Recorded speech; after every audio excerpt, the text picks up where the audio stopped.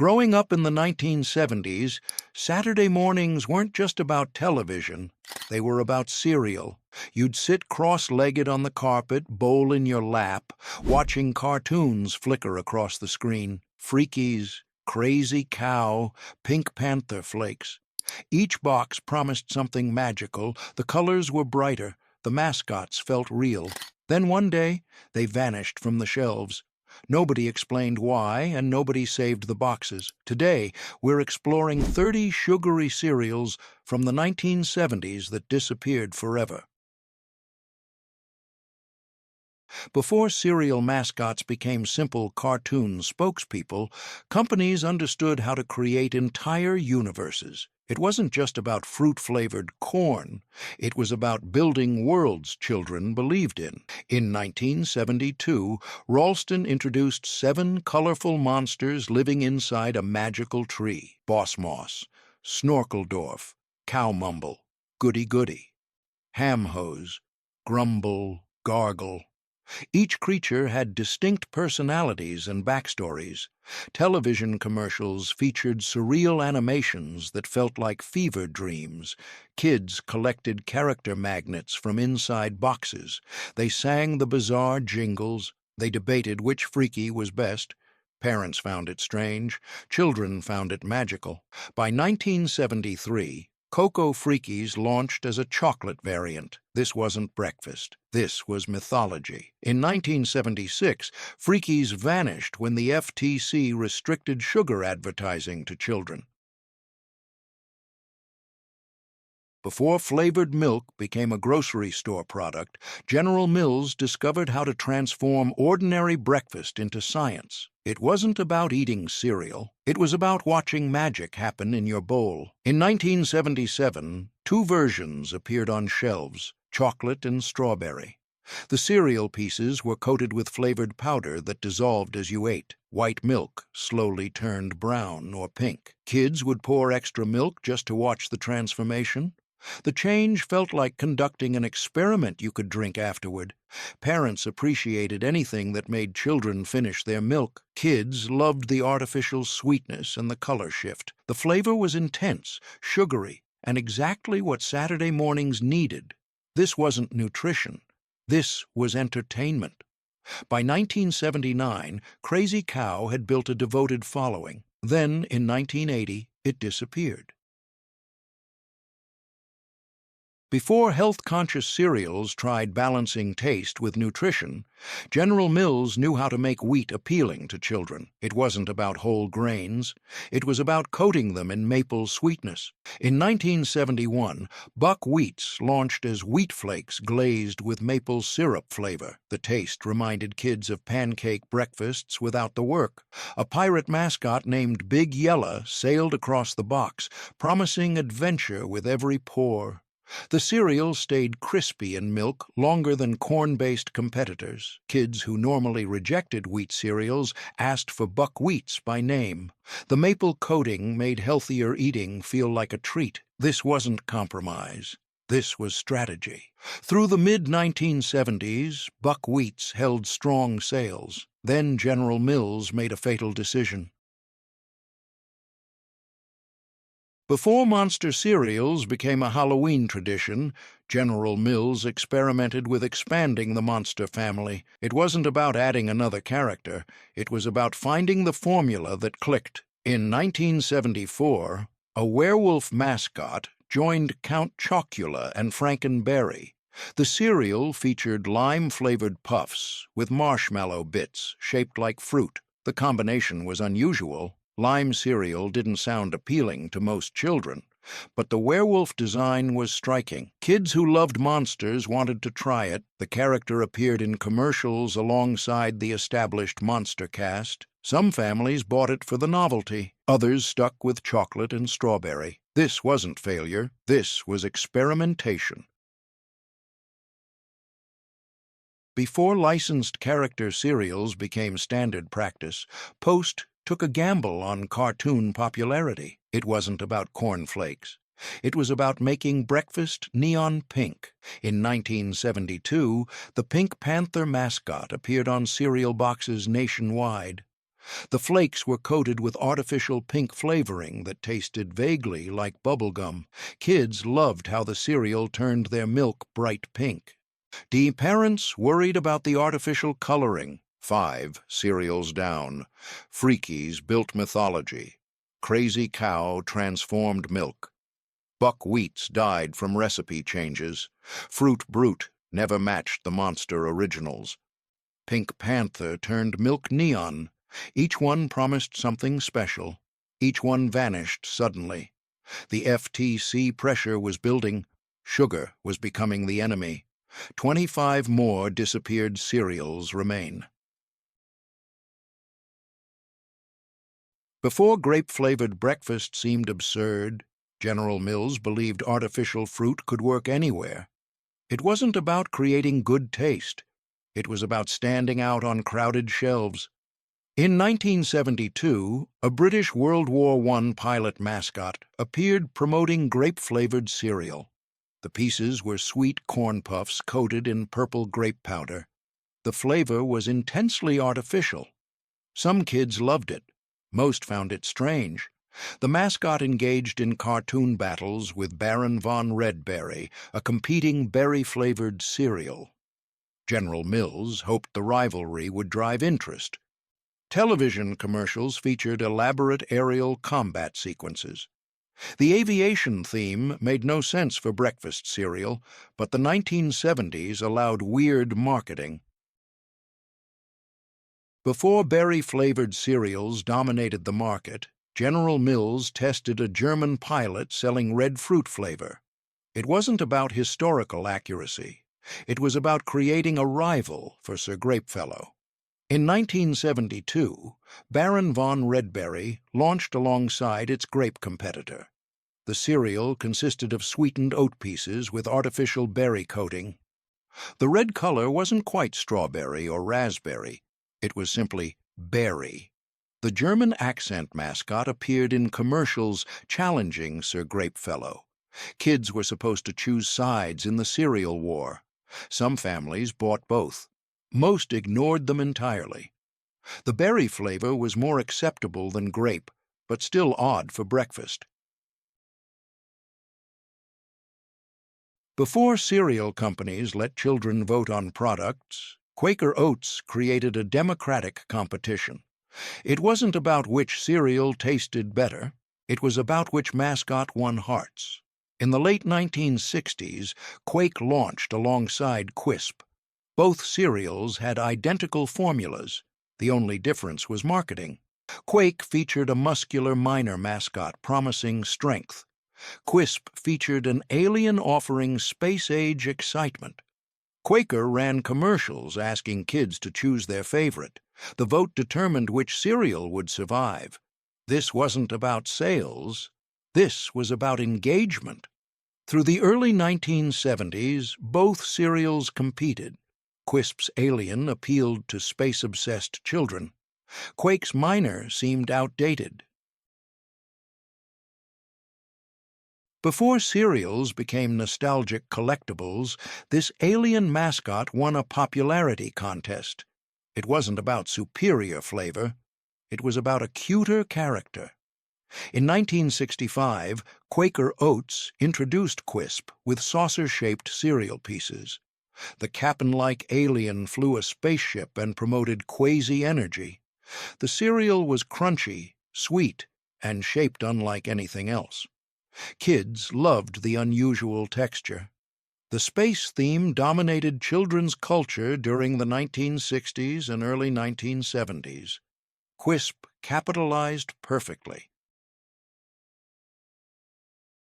Before breakfast, cereals tried mimicking other breakfast foods. Ralston experimented with waffle flavor. It wasn't about replacing actual waffles.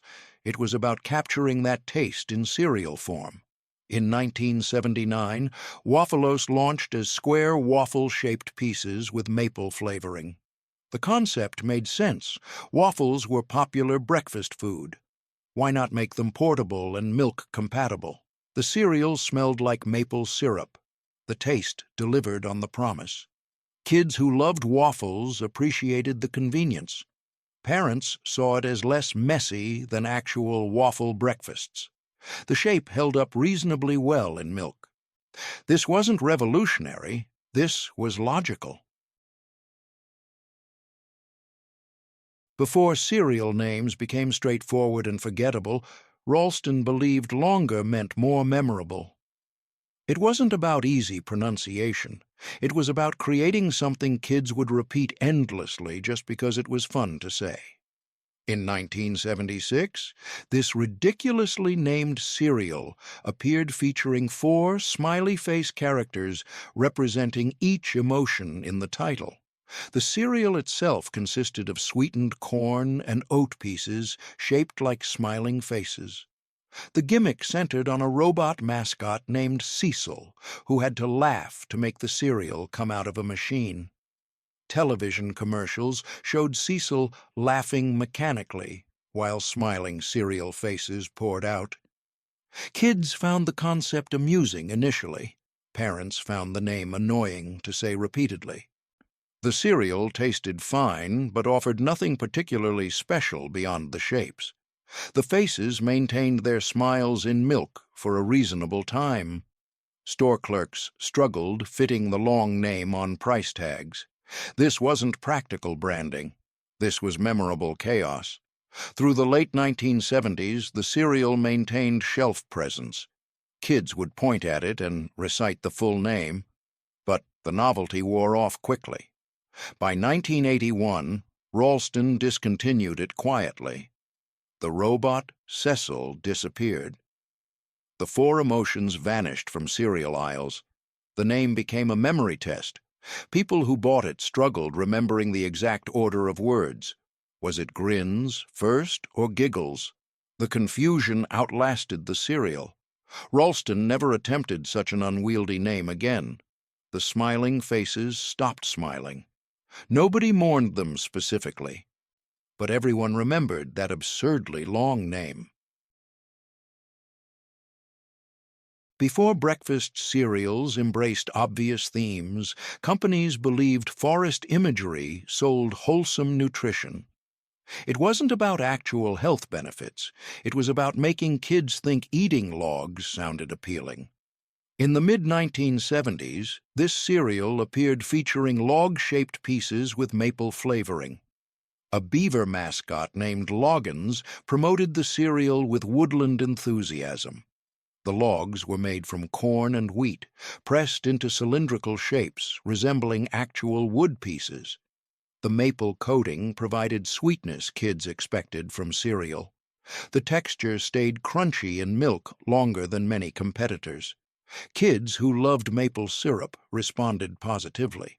The beaver mascot appeared in limited commercials, showing him building dams and munching his namesake cereal. The connection between beavers, logs, and breakfast made biological sense, even if culturally it seemed odd.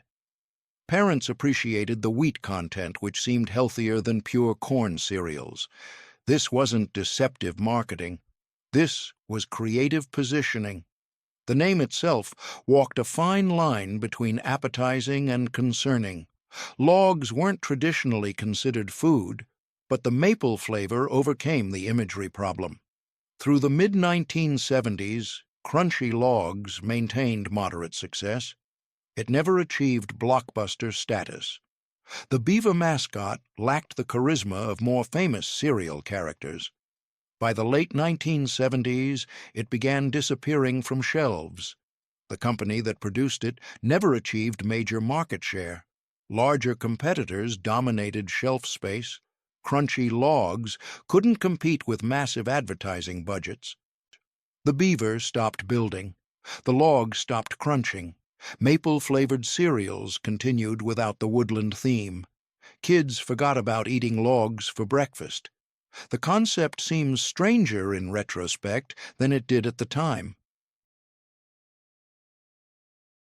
Variants numbered in the dozens, Quaker Oats experimented carefully with flavor extensions. It wasn't about overwhelming the market. It was about finding what else kids wanted. In 1971, Vanilli Crunch launched as a birthday cake-flavored variant. The pieces maintained the characteristic Cap'n Crunch shape, but were coated in vanilla frosting flavor. The taste resembled cake batter more than vanilla extract. Kids who loved birthday cake responded immediately. The cereal turned milk sweet and slightly thick. The vanilla coating created a dessert-like experience. Parents, who already accepted Cap'n Crunch, didn't object to this variant. The Captain mascot appeared on the box wearing birthday celebration gear. Television commercials positioned it as celebration cereal. Every morning could feel like a party. This wasn't subtle marketing. This was direct appeal to childhood joy. Through the 1970s, Vanilla Crunch competed with other Cap'n Crunch variants. Crunch Berries dominated. Peanut Butter Crunch built strong followings. Vanilla Crunch occupied middle ground. It sold consistently without becoming a phenomenon. The birthday cake flavor appealed to a specific audience, but that audience wasn't large enough. By the early 1980s, Quaker began consolidating flavors. Vanilla Crunch disappeared quietly. The Captain stopped celebrating. Birthday cake flavor vanished from the Cap'n Crunch line. Kids who loved it found no substitute. Other vanilla cereals existed, but none captured that frosting taste. The variant became a memory. Collectors later sought vintage boxes. The bright packaging and celebration theme made it visually distinctive. But Quaker never brought it back. The birthday party ended. Nobody wore celebration hats anymore. Vanilla Crunch joined the list of discontinued flavors nobody expected to lose. Before companies learned the chocolate versions of successful cereals nearly always succeeded, Ralston tested whether Freaky's mythology worked in cocoa flavor. It wasn't about replacing the original, it was about expanding the universe. In 1973, 1 year after Freaky's launched, Cocoa Freakies appeared featuring the same 7 monster mascots. The cereal consisted of chocolate-flavored corn puffs that turned milk brown. The Freakies tree mythology extended to include cocoa beans growing alongside fruit. Television commercials showed the monsters discovering chocolate. Kids who collected the original Freakies magnets now had chocolate versions to pursue. The dual product line strengthened brand presence. Some families bought both flavors regularly. The chocolate taste competed directly with Cocoa Puffs and Cocoa Krispies. Cocoa Freakies held its own.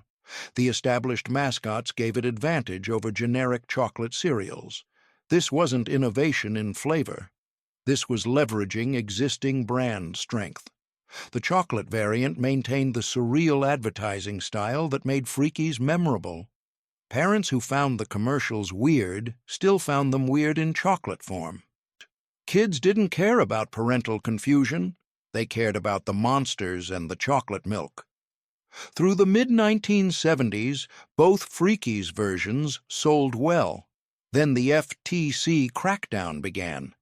In 1976, both versions disappeared simultaneously. Ralston couldn't advertise to children effectively. Without commercials, the Freakies mythology couldn't sustain itself. Before product safety regulations tightened around small toys, General Mills tested an audacious concept. It wasn't about cereal quality, it was about putting actual toys inside the cereal itself. In 1972, this cereal launched with small plastic prizes mixed directly with the cereal pieces. Kids would pour a bowl and discover toys floating among the flakes. The concept was simultaneously brilliant and dangerous. Children loved finding surprises. Parents worried about choking hazards. The cereal itself was unremarkable sweetened corn. The gimmick was everything. Mr. Wonderful, the mascot, promised surprises in every box. Television commercials showed excited kids discovering toys. The toys were small, cheap plastic items, rings, tiny figures, simple puzzles. Nothing valuable, but everything collectible. This wasn't about toy quality. This was about the hunt. Each morning became a treasure search. Kids would dig through boxes looking for toys before eating. Parents complained about the mess. General Mills insisted the toys were safe. Consumer advocacy groups disagreed. The cereal existed in a brief window before regulations closed. Regional releases meant not every market carried it. Before limited edition flavors became standard practice, Kellogg's experimented cautiously with their flagship product. It wasn't about replacing Tony the Tiger. It was about offering temporary variety. In the mid-1970s, banana-flavored coating appeared on traditional cornflakes. The concept seemed logical. Bananas were popular breakfast fruit. Cornflakes with sliced bananas was common. Why not combine them? The artificial banana flavor resembled the taste of banana candy more than actual fruit. Some kids loved it. Many found it too artificial. The yellow-tinted flakes looked different from golden originals. Tony the Tiger appeared on banana boxes but seemed uncomfortable promoting the variant. Television commercials acknowledged this was temporary. Try it while available. This wasn't permanent innovation. This was market testing. The banana coating made the flakes soggy faster than original frosting. Milk took on banana flavor immediately. Some families enjoyed this. Others preferred plain frosted flakes and actual banana slices. The variant never threatened to replace the original. Sales were moderate. Not failure, but not success. Kellogg's gathered data about flavor variants. Through limited production runs, banana-frosted flakes appeared sporadically. Then it stopped appearing entirely. The company concluded that fruit-flavored coating didn't improve the product. The original formula was perfect. Variants created confusion without adding value. By the late 1970s, banana-frosted flakes disappeared permanently. Tony returned to promoting only original flavor. The artificial banana taste became a memory. Some adults today remember trying it once. Few remember it fondly. The flavor worked better in theory than execution. Kellogg's learned valuable lessons. Not every variation succeeds. Sometimes the original should remain untouched. Banana-frosted flakes proved this. The experiment concluded. The variant vanished. Tony the Tiger said, "They're great about one product only." Before breakfast cereals tried replicating every popular food, General Mills believed donuts could translate to cereal form. It wasn't about competing with bakeries. It was about capturing that powdered sugar experience. In 1975, donut-shaped cereal pieces appeared coated in white powder resembling confectioner's sugar. The concept appealed immediately to children who loved donuts. The cereal shapes were miniature rings. The powder coating dissolved in milk, creating sweet white liquid. The taste approximated donuts without yeast or frying. Kids appreciated the mess. The powder got on hands, faces, clothes. Parents hated this aspect. The cereal turned milk cloudy white. The donut flavor was present but artificial. Real donuts were obviously superior. But real donuts weren't convenient weekday breakfast. This wasn't replacement. This was approximation. The mascot, a friendly donut character, appeared in limited advertising. The marketing budget never matched bigger cereal brands. General Mills didn't commit fully to the product. Regional distribution meant many Americans never saw it. Through the late 1970s, powdered donuts maintained presence in test markets. Sales were okay, but not spectacular. The mess factor worked against it. Parents buying groceries made cereal decisions. Kids requested it, but adults chose alternatives. The powder coating created cleanup problems. Kitchen tables ended up dusted white. The donut shape broke down in milk faster than sturdier cereal shapes. By 1979, General Mills discontinued it. Before Post settled on the perfect honeycomb formula, they experimented with fruit flavors. It wasn't about fixing problems, it was about exploring possibilities. In 1974, pink strawberry-flavored honeycomb appeared as a limited edition. The traditional yellow hexagonal pieces became pink. The unique shape remained unchanged. The flavor added artificial strawberry coating to the honey-sweetened corn base. The combination was unusual. Honey and strawberry don't naturally pair. The flavor profile confused taste buds. Some kids enjoyed the novelty. Others preferred traditional honeycomb. The pink color made milk turn light pink. This visual change appealed to children who loved colorful food. The mascot, Crazy Craving, appeared in commercials promoting the variant. Television ads acknowledged the flavor was experimental. The honeycomb shape's large air pockets were the cereal's defining feature. The strawberry coating didn't change the structural appeal. Milk filled the hexagonal holes regardless of flavor. This wasn't revolutionary. This was cosmetic variation. Through 1974 and early 1975, strawberry honeycomb maintained limited availability. Post never committed to permanent addition. The variant was always temporary. Sales indicated moderate interest without overwhelming demand. The original yellow honeycomb outsold pink versions significantly. By mid-1975, strawberry honeycomb disappeared. Post concluded fruit flavors didn't enhance their product. The honey base worked best alone. The pink pieces vanished from shelves. Crazy Craving stopped promoting variants. Post focused on perfecting the original formula. The strawberry experiment ended quietly. Few people noticed its absence. The variant never achieved memorable status. Collectors don't seek strawberry honeycomb boxes particularly. The flavor left no lasting impression. Post learned that innovation wasn't always improvement. Sometimes maintaining excellence meant resisting unnecessary changes. The pink hexagons disappeared. Yellow ones continued. The strawberry flavor became a forgotten footnote.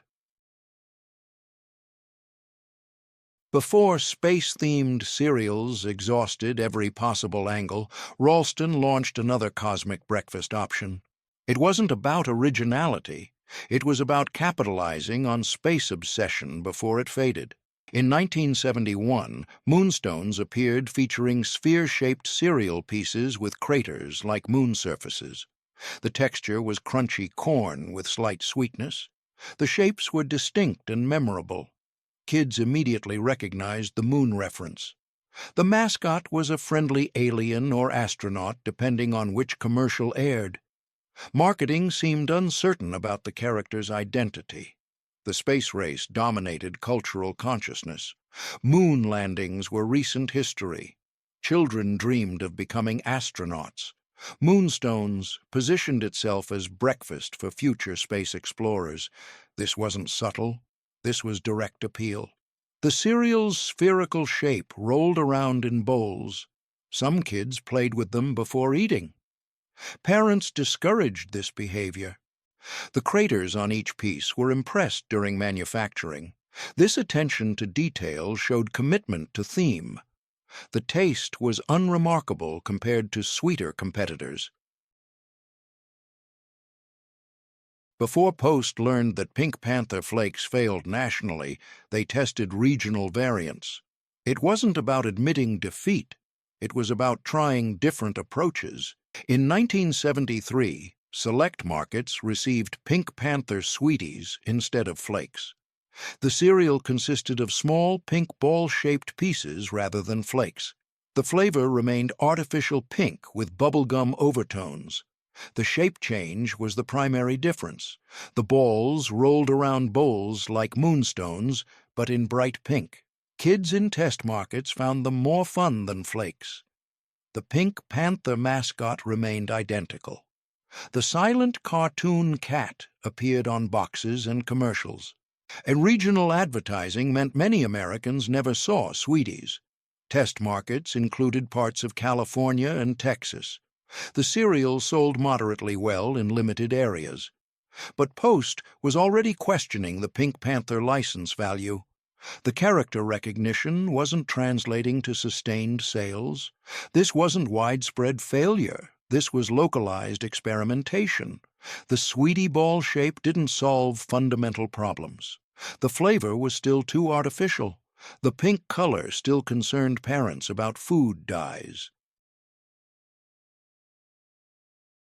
Before cereal mascots relied on friendly animals or cute characters, General Mills tested whether a clown could sell breakfast. It wasn't about circus nostalgia, it was about making mornings feel explosive. In 1969, Kaboom launched featuring a clown mascot with a chef's hat and wild expression.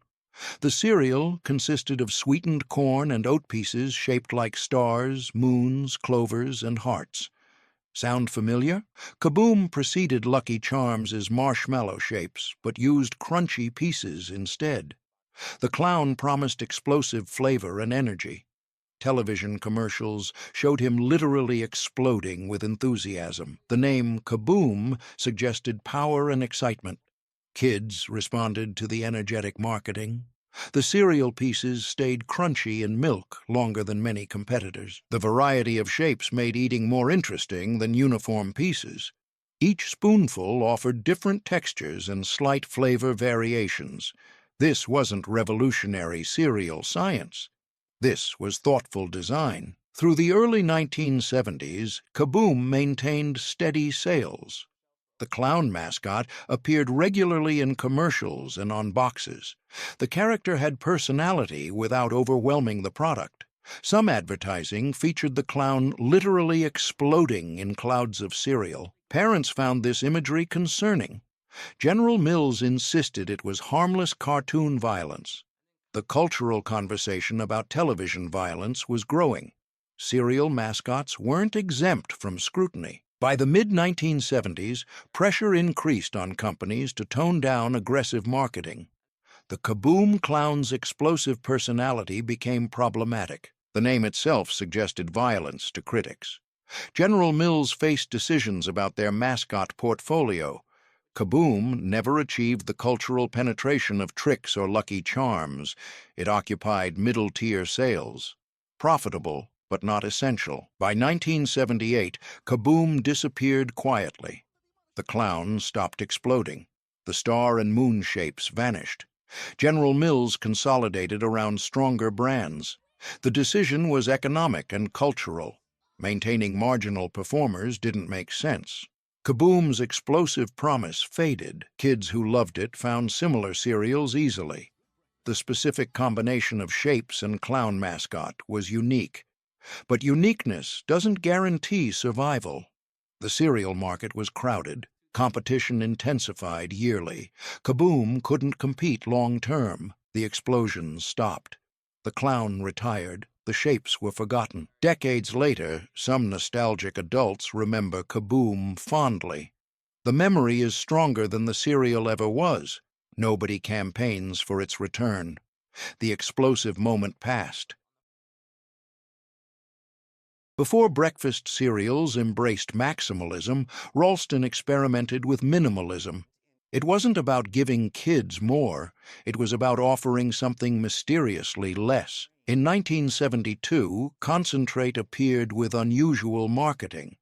The concept suggested this cereal was so nutrient-dense that smaller servings were sufficient.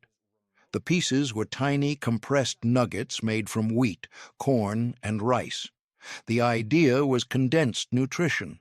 The name Concentrate implied scientific advancement. This was the future of breakfast. Efficient, compact, modern. The mascot was a scientist or possibly a robot. Marketing materials were vague. The character explained that Concentrate delivered maximum nutrition in minimum volume. Kids found this concept confusing. They wanted big bowls of cereal. Concentrate suggested eating less. This contradicted everything cereal advertising taught them.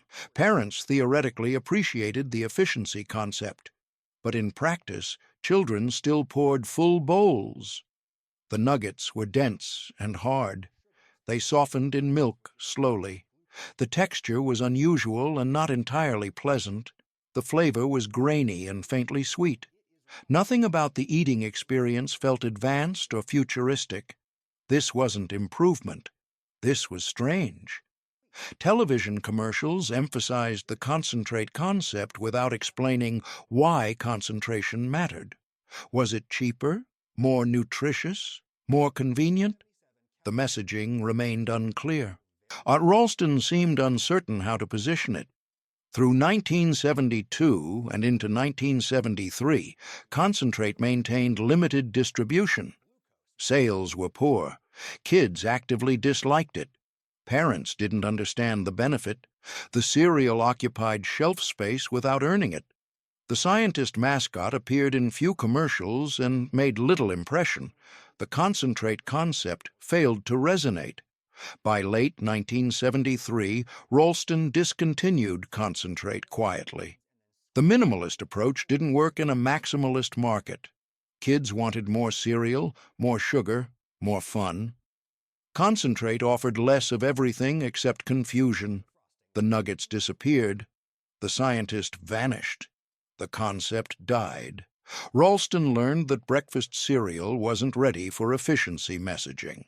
The 1970s wanted abundance, color, and excitement. Before graham cracker cereals became commonplace, Kellogg's tested whether breakfast could taste like campfire snacks. It wasn't about replacing graham crackers, it was about translating that flavor to morning routines.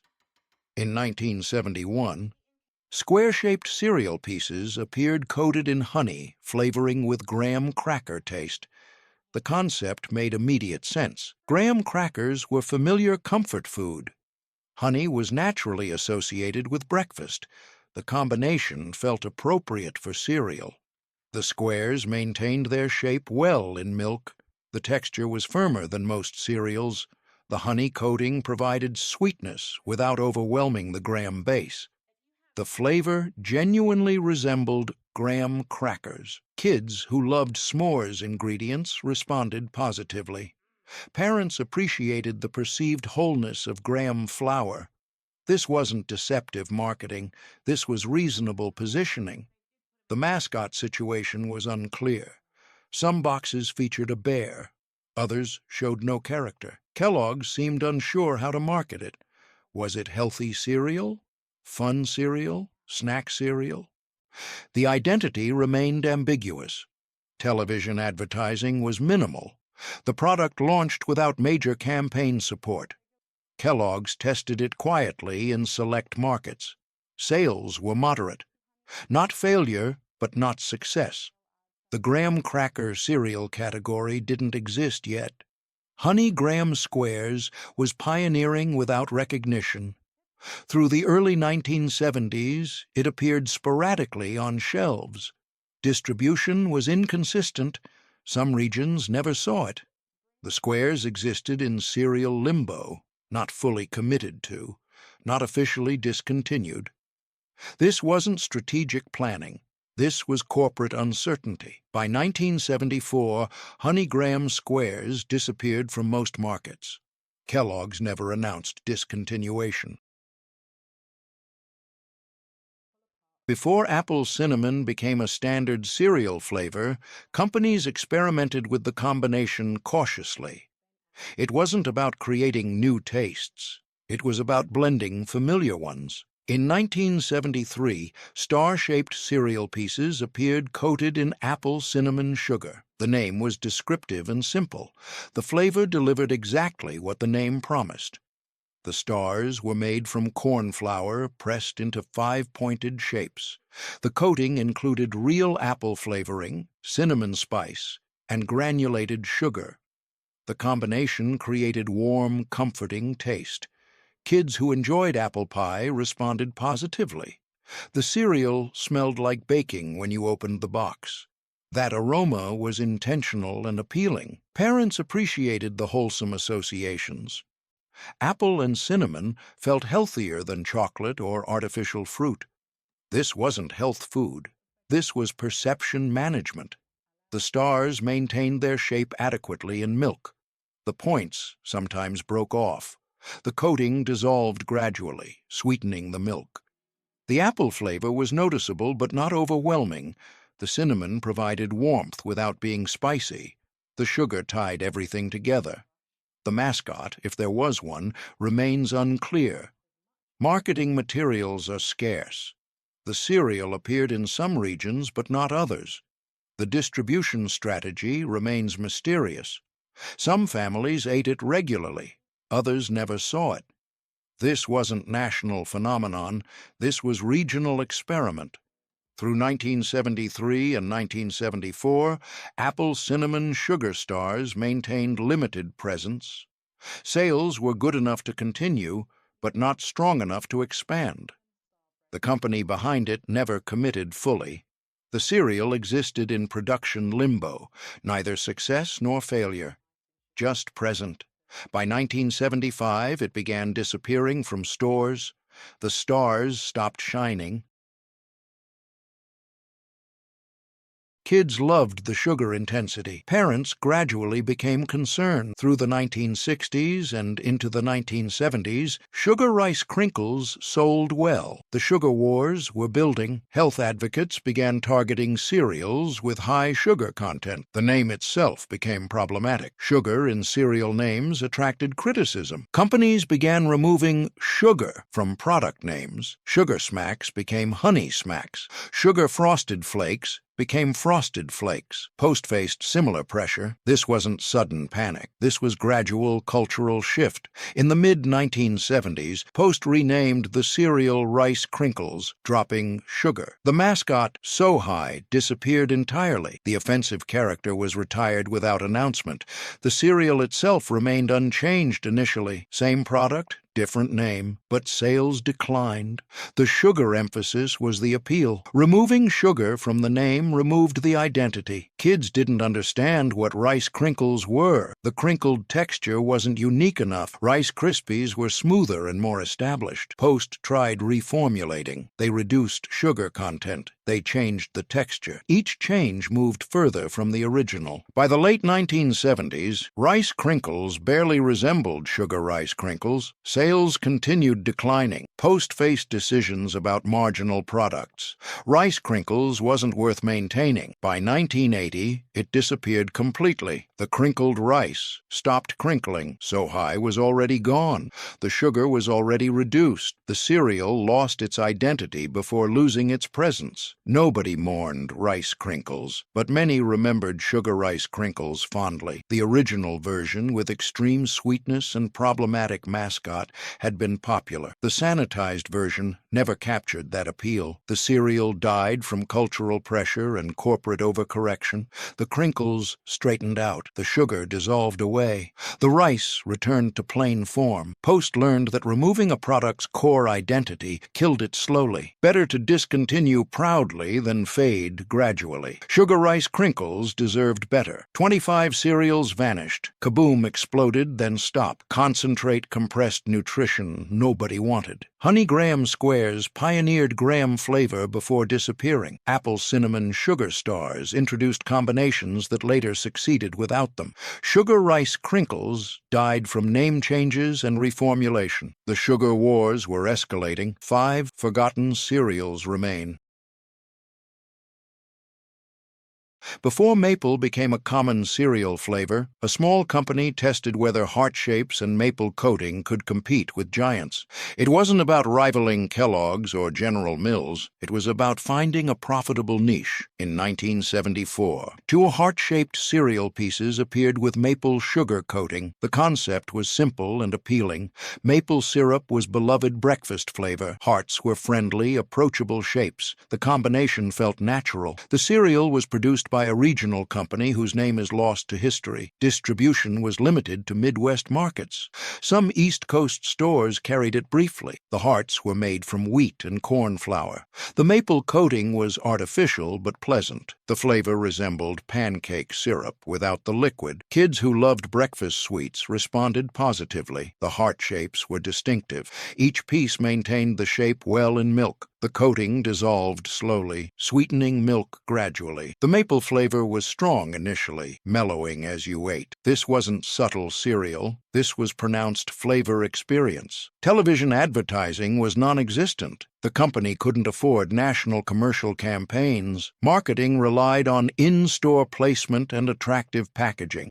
The box featured large hearts and maple leaf imagery. The visual appeal worked reasonably well. Families trying it often bought it again. Repeat purchases suggested product satisfaction. But without advertising, new customer acquisition was difficult. Through 1974 and 1975, Maple Sugar Hearts maintained limited presence. The regional companies struggled competing with national brands. Shelf space was expensive. Larger companies pressured stores to prioritize their products. Small producers faced systematic disadvantage. This wasn't fair competition. This was market reality. By 1976, Maple Sugar Hearts disappeared. The company behind it either folded or moved to other products. The maple heart stopped beating. The flavor vanished from cereal aisles. Decades later, maple would become popular cereal flavor. Multiple brands would offer maple varieties, but none used heart shapes. None remembered the original attempt. The pioneering effort received no recognition.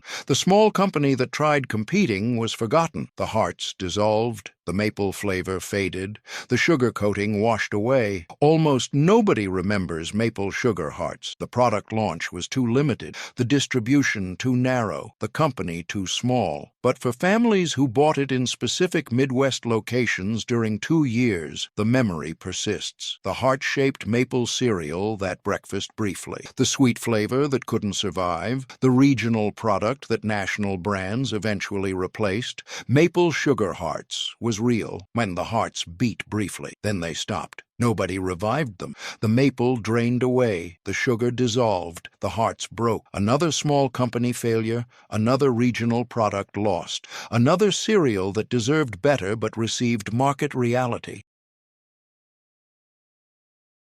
Before Rice Krispies Treats became a product, Kellogg's experimented with adding marshmallows directly to the cereal. It wasn't about competing with Lucky Charms. It was about capturing Treats' experience in a bowl. In 1982, though the concept was tested in the late 1970s, Chocolate Marshmallow Krispies launched combining chocolate-flavored rice with tiny marshmallow bits. The idea seemed perfect. Rice Krispies Treats were immensely popular homemade snacks. Why not sell them as cereal? The chocolate version added extra appeal. Kids loved chocolate. Kids loved marshmallows. The combination was logical. The cereal consisted of cocoa-flavored crispy rice mixed with small white marshmallow pieces shaped like stars or generic puffs. The rice turned milk brown, like other chocolate cereals. The marshmallows stayed white, floating on the surface. The visual was appealing. The taste delivered on the promise.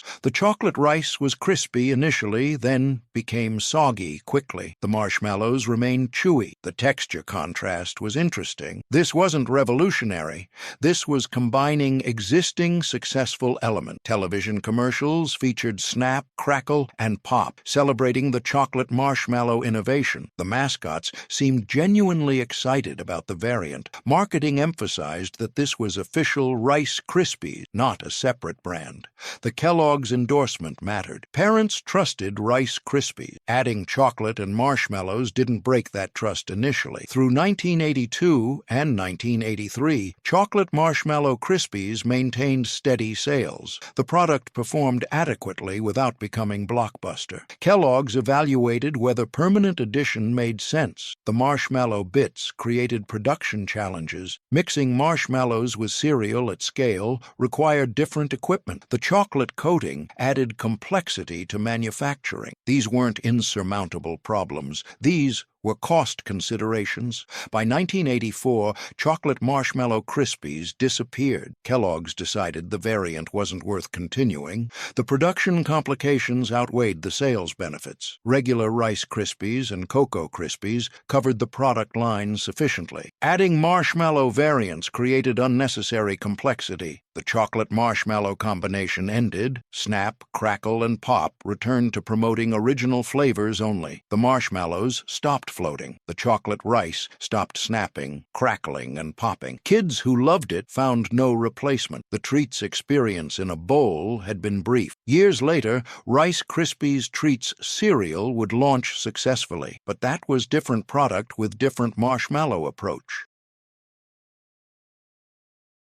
Before Kellogg's gave up on marshmallow variants entirely, they tried fruit-flavored version alongside chocolate. It wasn't about doubling down on success. It was about testing all possible marshmallow combinations. In 1982, simultaneous with chocolate marshmallow Krispies, the fruity version launched. The cereal featured fruit-flavored rice pieces instead of chocolate. The flavor resembled Fruit Loops, but in Rice Krispies form. The marshmallows were identical to the chocolate version. Small, white, star-shaped or generic puff marshmallows mixed throughout. The combination created colorful cereal with textural variety. The fruit-flavored rice turned milk pastel colors, pink, orange, yellow tints swirled together. The marshmallows floated white on the surface. The visual appeal was strong. Kids liked colorful food. The taste delivered fruity sweetness without artificial intensity. The rice maintained crispiness briefly before softening. The marshmallows provided chew. The eating experience was pleasant. This wasn't groundbreaking. This was competent execution. Television commercials featured Snap, Crackle, and Pop. Through 1982 and 1983, Fruity Marshmallow Krispies competed with its chocolate sibling. Sales were comparable between them. Neither dominated, neither failed. Both existed in moderate success. Kellogg's evaluated the marshmallow experiment overall. The conclusion was negative. The production complications affected both variants equally. The sales weren't strong enough to justify continuing either. By 1984, both chocolate and fruity marshmallow Krispies disappeared together.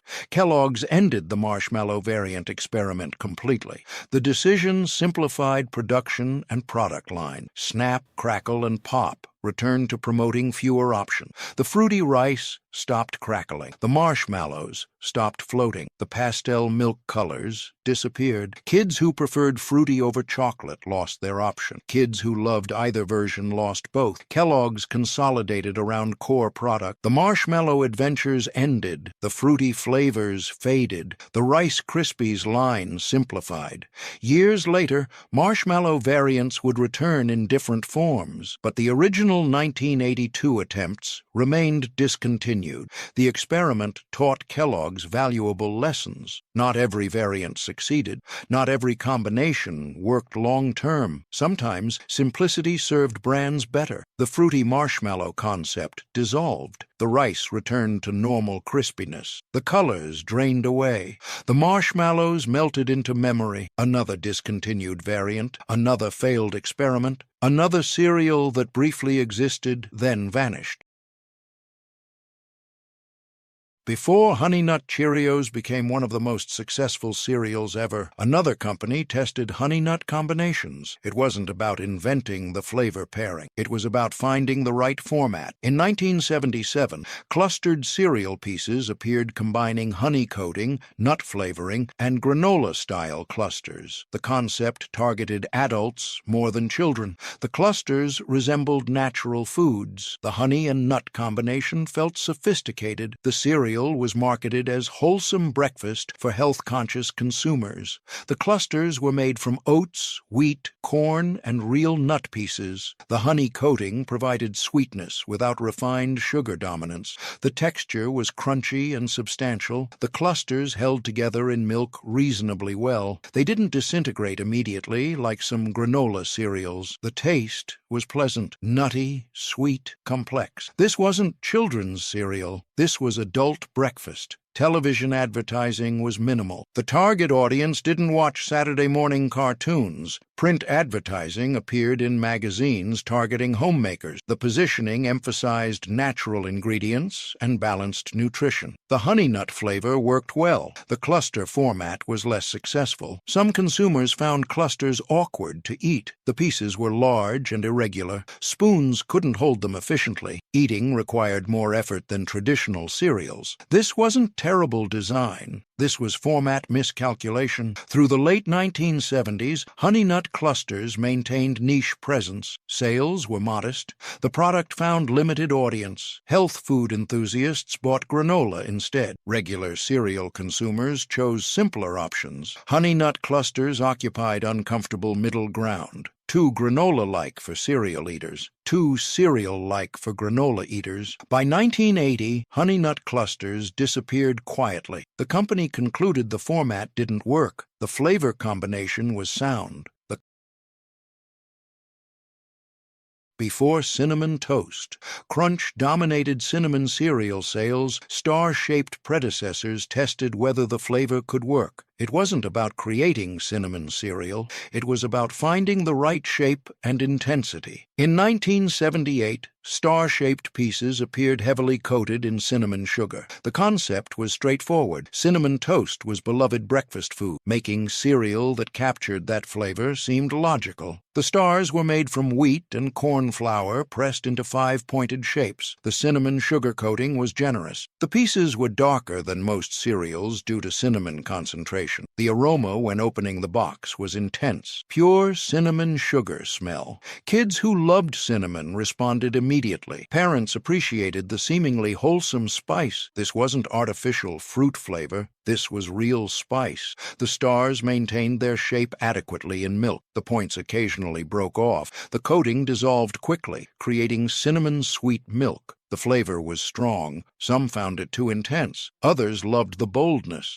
The cereal didn't apologize for its cinnamon concentration. This wasn't subtle. This was pronounced flavor commitment. Marketing was limited. The company producing it was mid-sized, not a major player. Television commercials appeared sporadically in limited markets. The star shape was the main visual hook. The packaging featured large cinnamon-colored stars. The name was simple and descriptive. Everything about the product was direct. No gimmicks, no mascots, just cinnamon stars. Through 1978 and 1979, Cinnamon Crunch Stars maintained presence in select regions. Sales were moderate. The product performed adequately without excelling. The cinnamon cereal category wasn't crowded yet. Competition was minimal.